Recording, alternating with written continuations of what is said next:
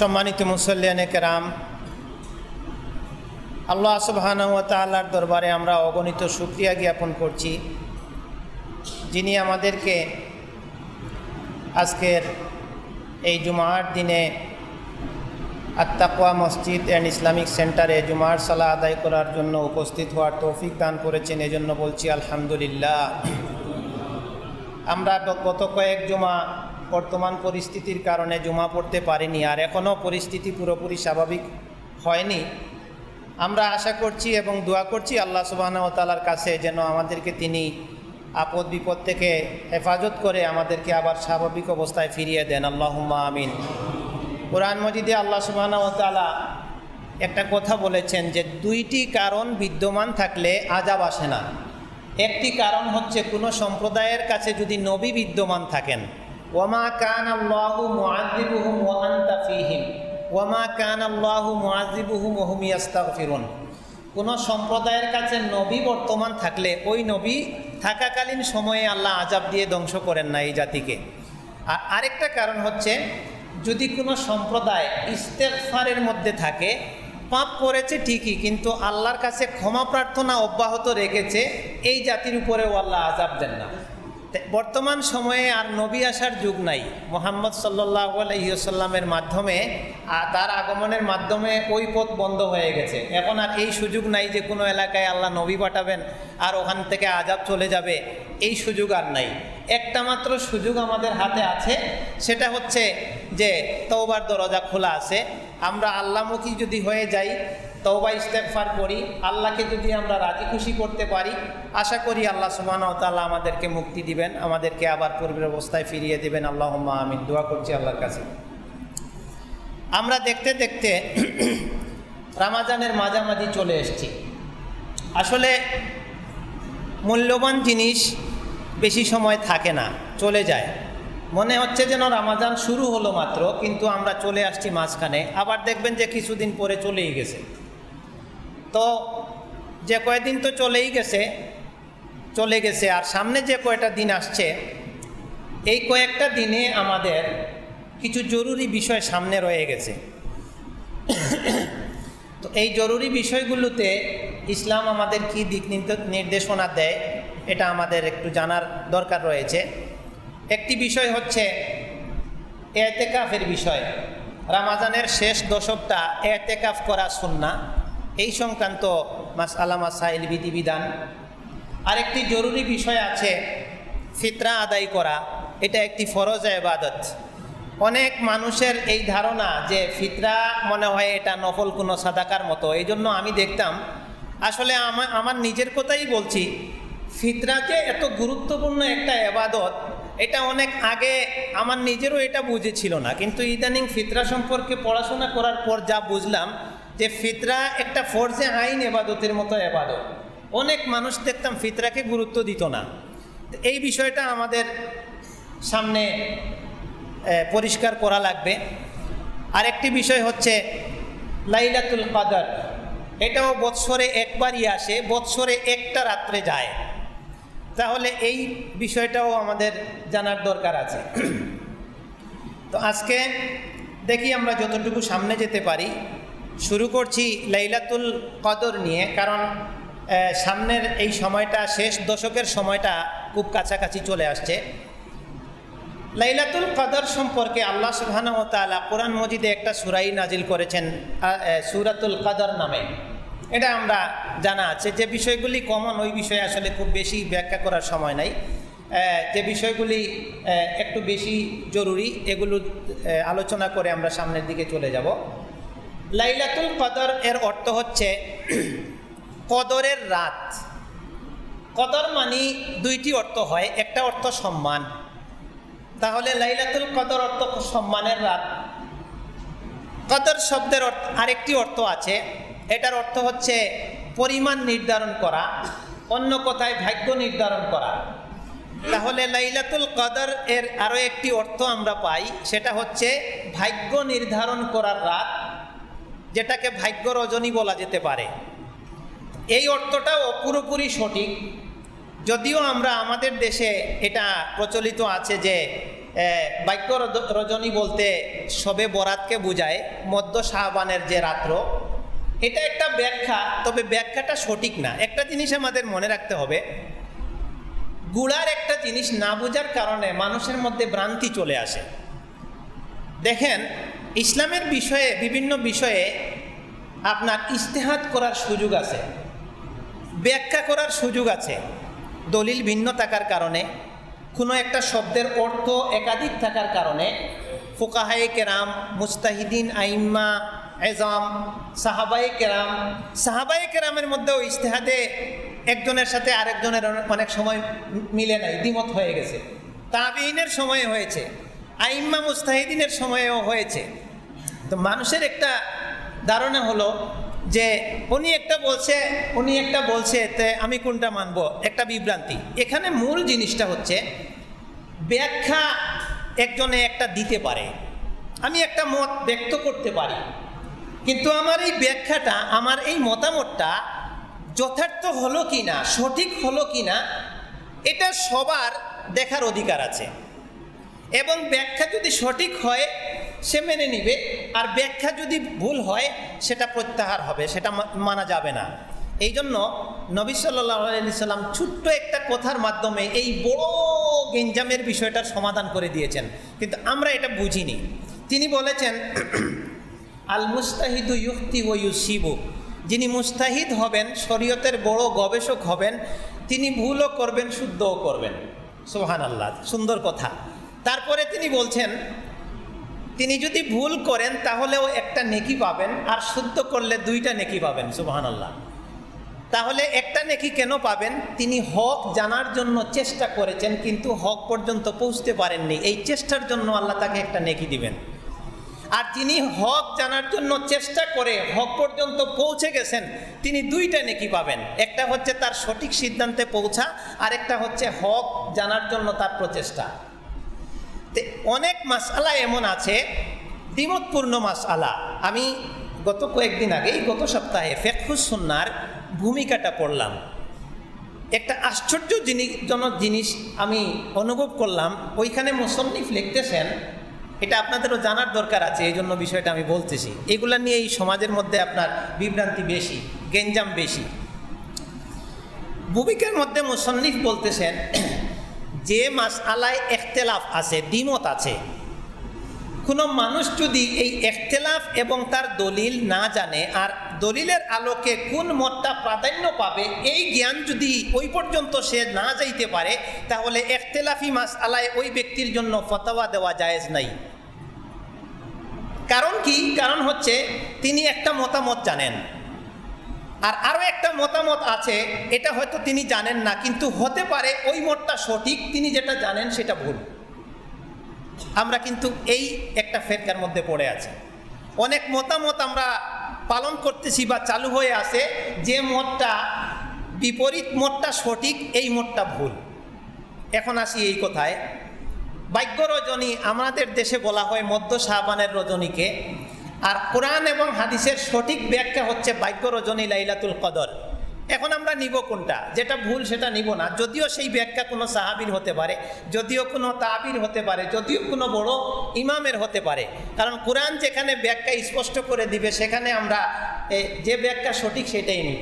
আল্লাহ সুবহানাহু ওয়া তাআলা সূরা আল বাকারার মধ্যে বলেন, শাহরু রমাদান আল্লাযী উনজিলা ফীহিল কুরআন, রমাদান মাসে আমি কোরআন নাজিল করেছি। সূরা আল কাদরের মধ্যে বললেন, ইন্না আনজালনাহু ফি লাইলাতুল কদরি, আমি লাইলাতুল কদরে কোরআন নাজিল করেছি। তাহলে লাইলাতুল কদর কোন মাসে আছে? রমাদান মাসে আছে। এখন যদি সূরা দুখানের আয়াতকে এইখানে আমরা মিলাই, 3 নম্বর আয়াতটাকে, ইন্না আনজালনাহু ফি লাইলাতিম মুবারাকা, আমি বরকতময় রাত্রিতে কোরআন নাজিল করেছি। 3টা আয়াত একসাথে করেন। এক আয়াত বলছে আমি রমাদান মাসে কোরআন নাজিল করেছি, আরেকটি আয়াত বলছে আমি লাইলাতুল কদরে কোরআন নাজিল করেছি, আরেকটি আয়াত বলছে আমি বরকতময় রাত্রিতে কোরআন নাজিল করেছি।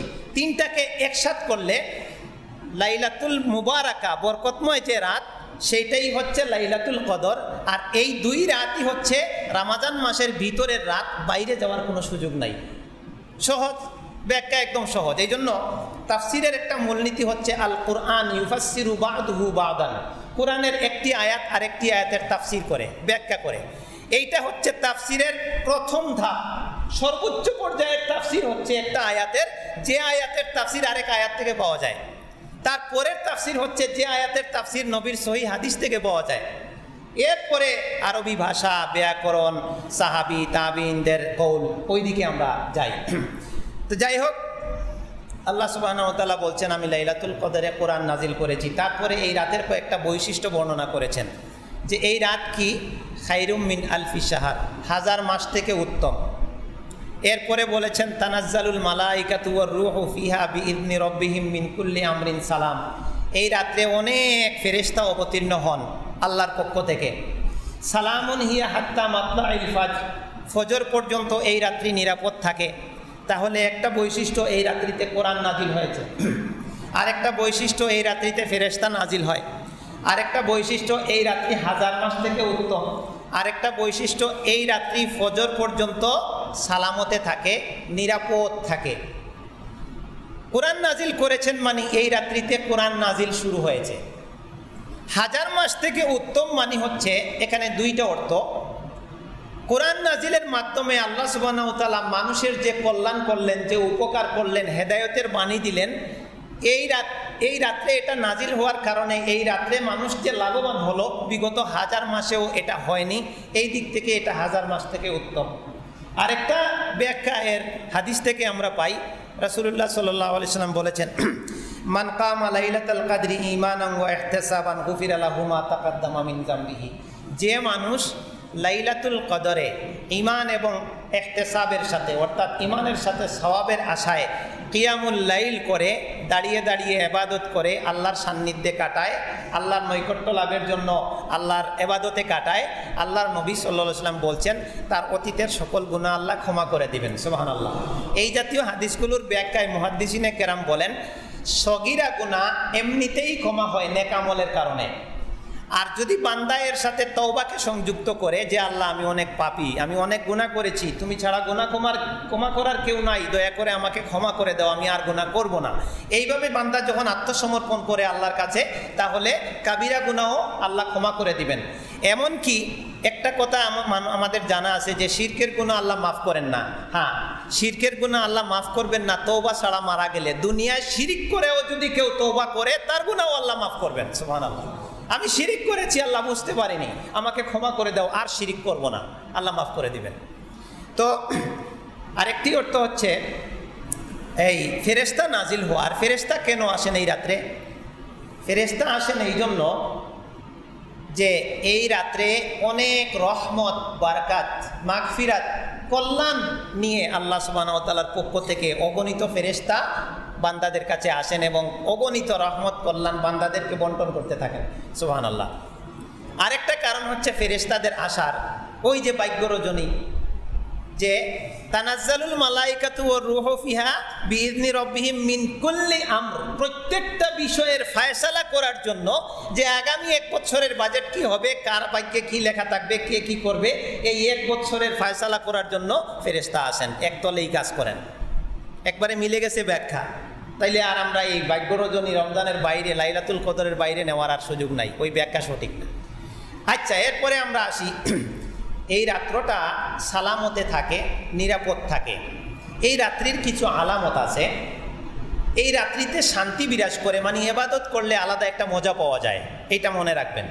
লাইলাতুল কদরের সাথে যদি কারো ইবাদত মিলে যায়, অন্য রাতের চেয়ে এই রাতের ইবাদতের মধ্যে স্বাদ আলাদা।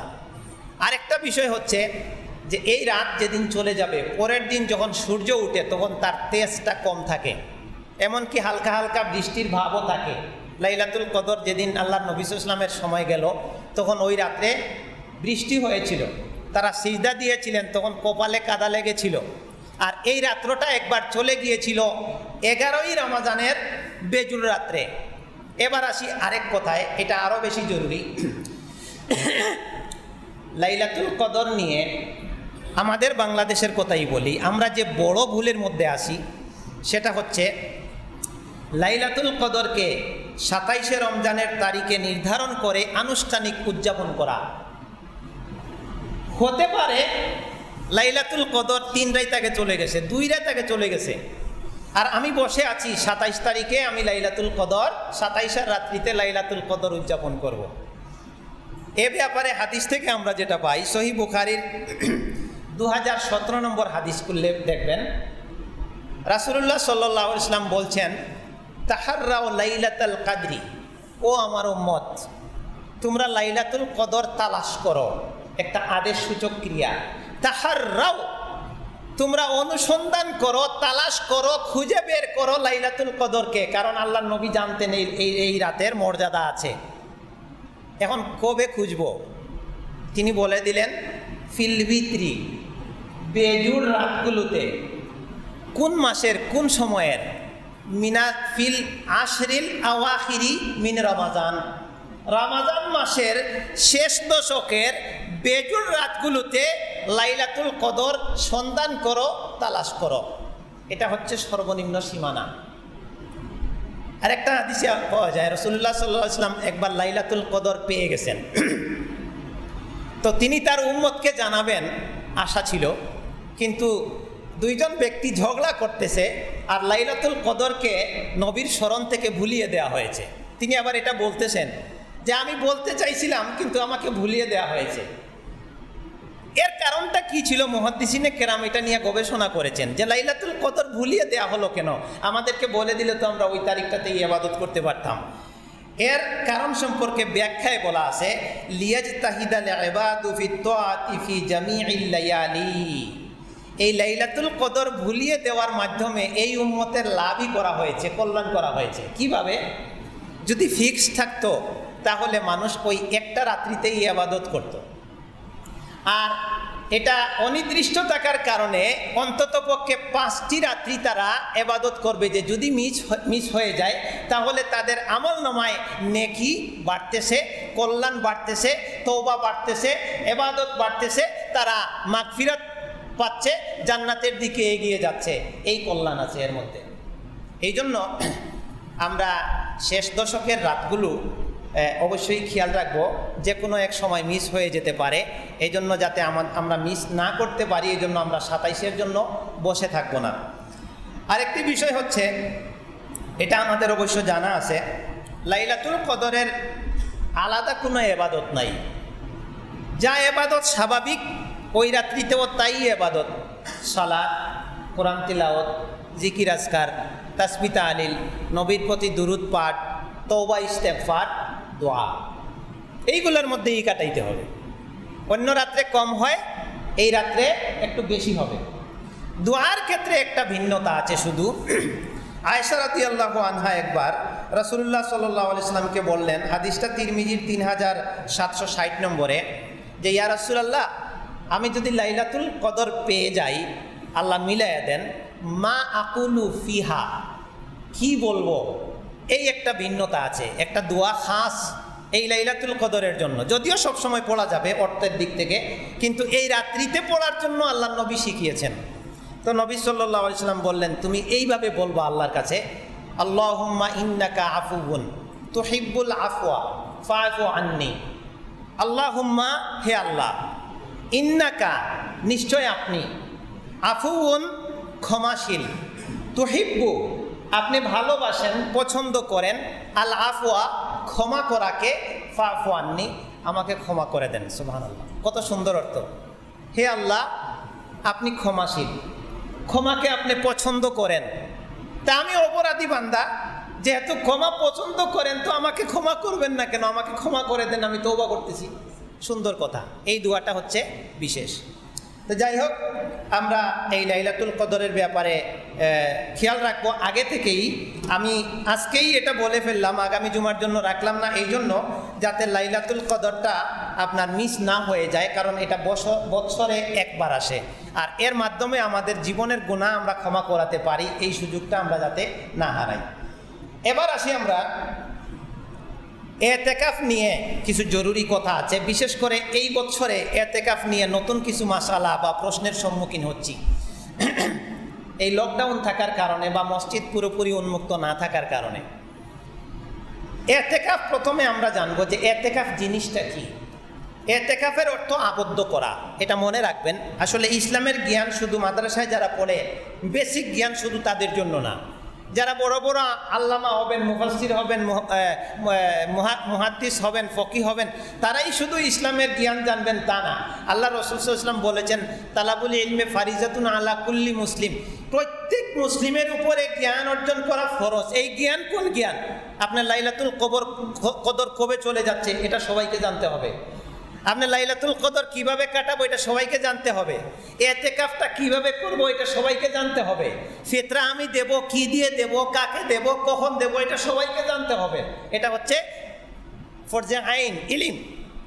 তো লাইলাতুল কদর এতেকাফ বলছিলাম, এতেকাফ অর্থ হচ্ছে আবদ্ধ থাকা, পারিপার্শ্বিক করতে আল্লাহর নৈকট্য লাভের জন্য দুনিয়ার ঝামেলা থেকে মুক্ত হয়ে নিজেকে মসজিদে আবদ্ধ রেখে ইবাদত বন্দেগীর মধ্যে কাটানো, এটাকে বলে এতেকাফ। এখন যদি কেউ প্রশ্ন করে এতেকাফ কাকে বলে, বোঝানো যাবে তো ইনশাল্লাহ। এতেকাফ অর্থ আবদ্ধ রাখা, পারিপার্শ্বিক করতে দুনিয়ার ঝামেলা থেকে মুক্ত হয়ে নিজেকে মসজিদে আবদ্ধ রেখে আল্লাহর নৈকট্য লাভের মাধ্যম অর্জন করা ইবাদত বন্দেগীর মাধ্যমে, এর নাম হচ্ছে এতেকাফ। এখন আসি এতেকাফ এর হুকুমটা কি? এতেকাফ করা ফরজ না সুন্নত না মুস্তাহাব না জায়েজ, এটা একটা জরুরি বিষয়। এতেকাফের 3 রকম হুকুম আছে।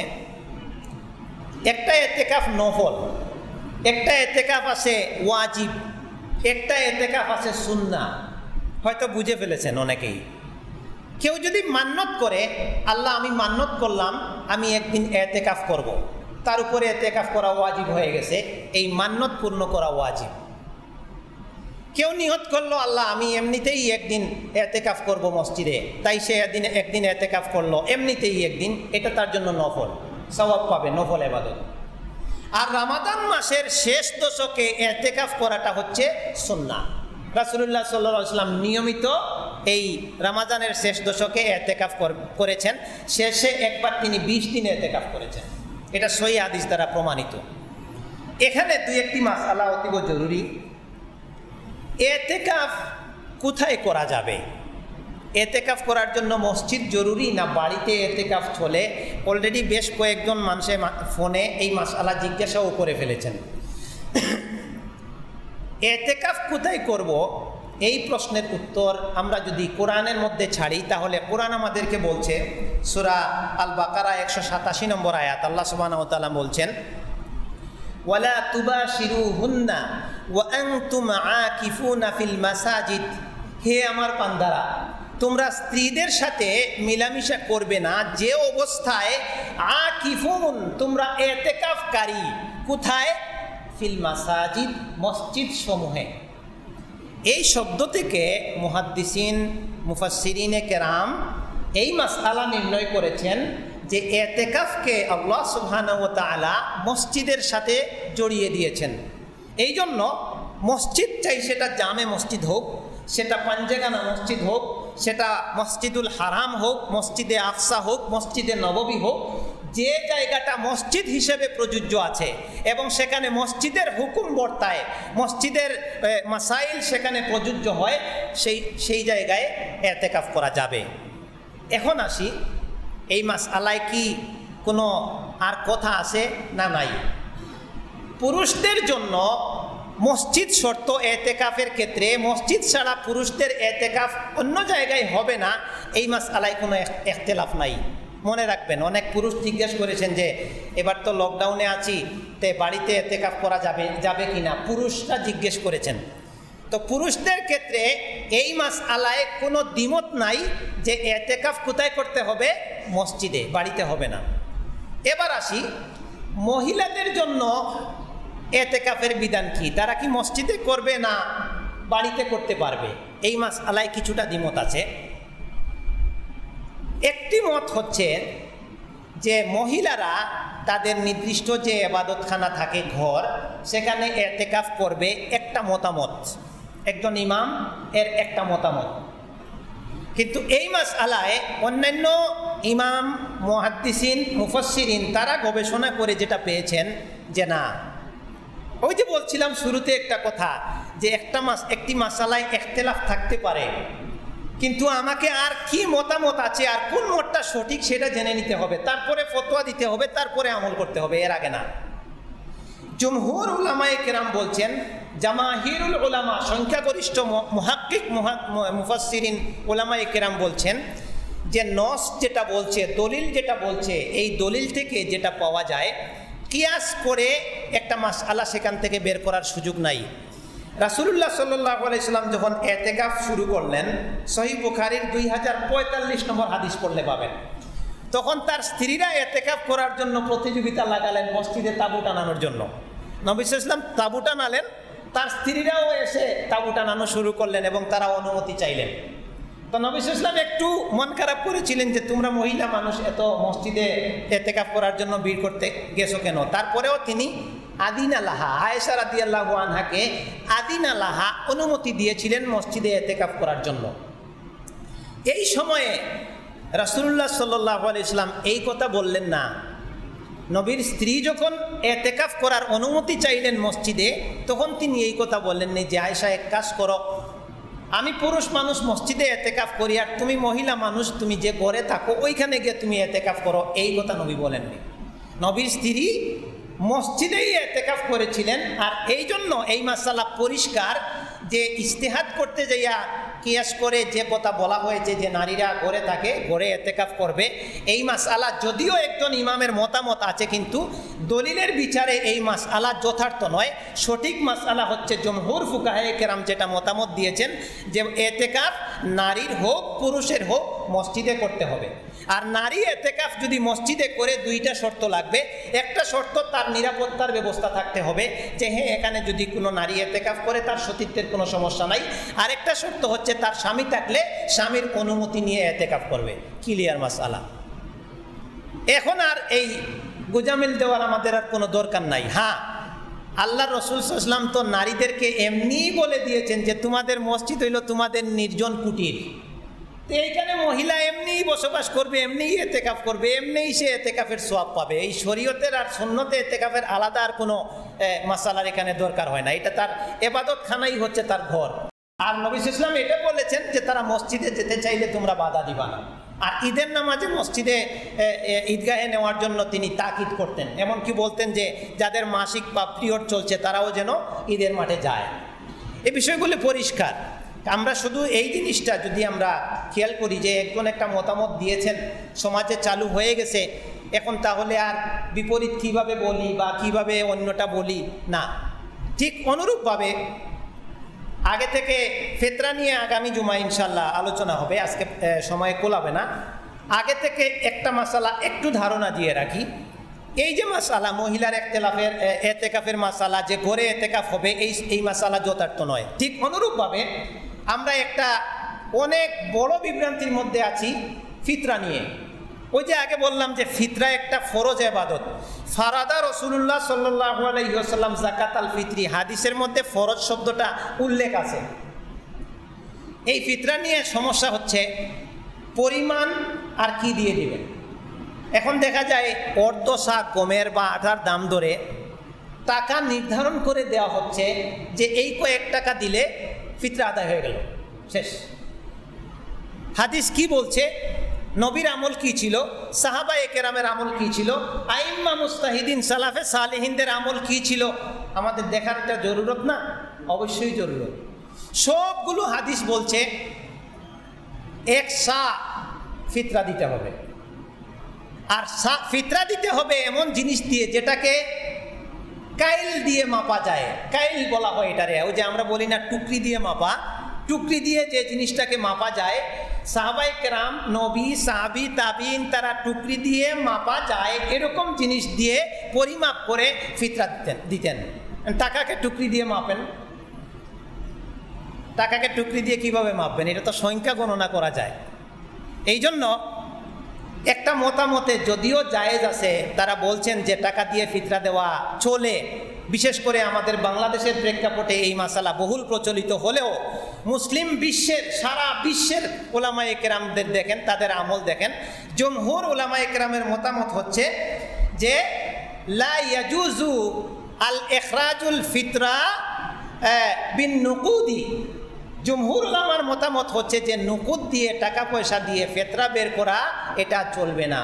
ফিকহুস সুন্নাহর মধ্যে মুসন্নিফ বলছেন যে এটা যেভাবে আসে ওইভাবে আদায় করতে হবে। হ্যাঁ, একটা কথা আছে, কারো টাকা নাই, আপনার এই খাদ্য নাই, কোনোভাবে পারতেছে না, টাকা আছে, বা যাকে দিবে কোনোভাবেই সে খাদ্য মানে নেওয়ার তার সুযোগ নাই, এমন এক অসুবিধার মধ্যে পড়ে গেছে, সেটা উজর হিসেবে সে টাকা দিলে সেটা হইলো ভিন্ন মাসালা, উজরের কোনো মাসালা নাই।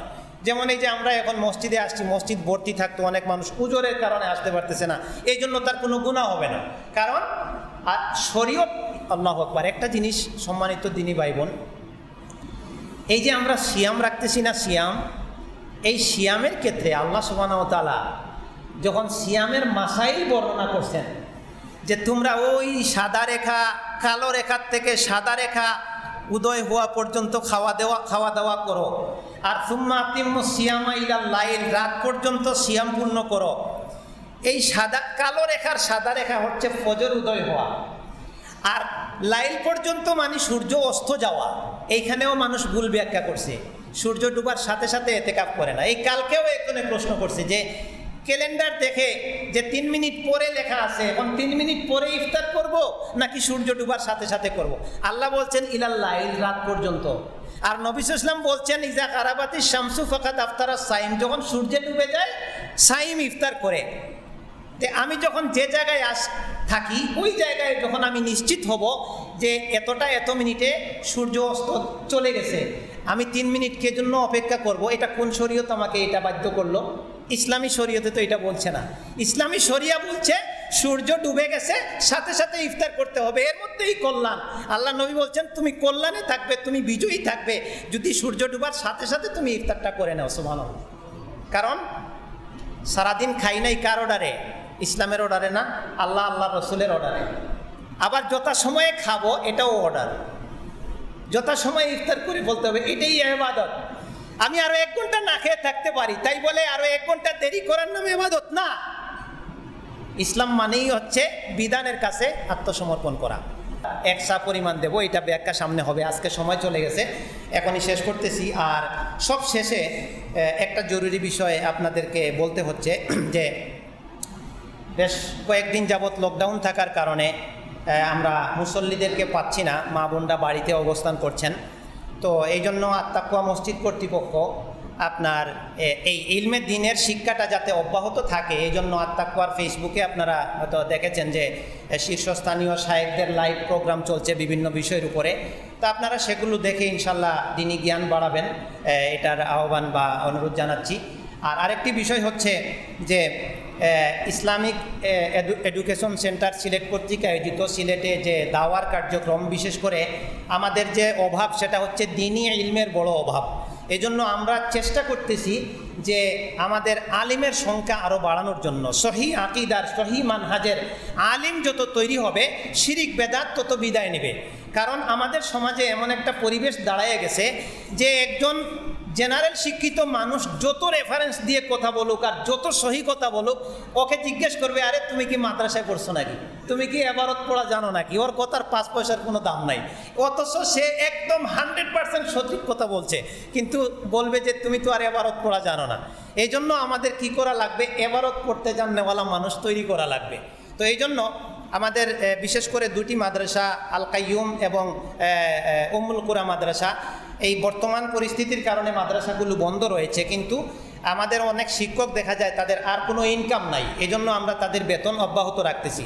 উম্মুল কুরা মাদ্রাসায় প্রায় লাখ টাকার কাছাকাছি মাসিক বেতন। তো এই জন্য আপনারা আগে যেভাবে সহযোগিতা করেছিলেন, আমি অনুরোধ করছি আপনাদের এই সহযোগিতাটা অব্যাহত রাখবেন। যদিও এই সময় অনেকের ইনকামে সমস্যা হচ্ছে, যে যতটুকু পারেন দান, সাদাকা, আপনার জাকাত সহ আপনারা অব্যাহত রাখবেন। আর এই আত্তাকুয়া মসজিদেও মুসল্লি কম থাকায় আপনার দানের সংখ্যা কম, কিন্তু খরচ ঠিকই অব্যাহত আছে। এই জন্য আমাদের এই দাওয়া কার্যক্রমটা অর্থনীতির উপর অনেকটাই নির্ভরশীল। কিন্তু টাকা, এটা আপনার যে কোনো জিনিসের একটা চালিকা শক্তি হচ্ছে টাকা পয়সা। এই জন্য আমাদের এই দাওয়া কার্যক্রমের ক্ষেত্রে যে আর্থিক প্রয়োজনীয়তা, এটা সবার সহযোগিতায় যাতে ইনশাল্লাহ আমরা চালিয়ে নিতে পারি, এই ক্ষেত্রে যাতে ঘাটতি না হয়, আমি বিনীতভাবে দেশে বিদেশে মা বোন যারা আছেন সবার প্রতি আমার উদাত্ত আহ্বান এবং অনুরোধ থাকবে যে আমরা এই প্রতিষ্ঠানগুলো, দাওয়াত প্রতিষ্ঠানগুলো, মসজিদ মাদ্রাসার এগুলো যাতে স্বাভাবিকভাবে চলতে পারে, আর্থিক ক্রাইসিসে যাতে না পড়ে, এই জন্য আমরা সর্বাত্মক প্রচেষ্টা চালাবো। আমাদের ফ্যামিলির যেভাবে আমরা এটা খরচকে দায়িত্ব মনে করি, এইভাবে দায়িত্ব মনে করে আমরা ইনশাআল্লাহ এটাকে নেব। আল্লাহ সুবহানাহু ওয়া তাআলা আমাদেরকে তৌফিক দান করুন। আল্লাহুম্মা আমিন। সুবহানাকাল্লাহুম্মা ওয়া বিহামদিকা আশহাদু আল্লা ইলাহা ইল্লা আনতা আস্তাগফিরুকা ওয়া আতুবু ইলাইক।